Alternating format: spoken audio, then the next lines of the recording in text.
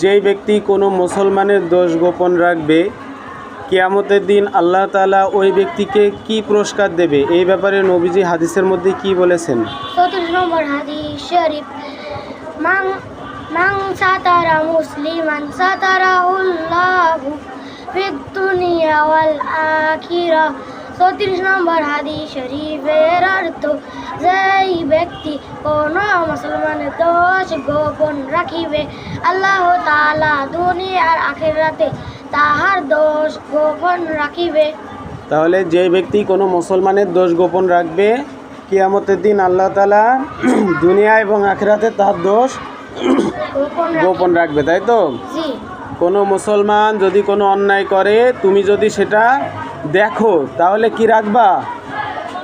গোপন রাখবা। আর এই কথা মানুষের মাঝে ছড়ানো যাবে না, ছড়ানো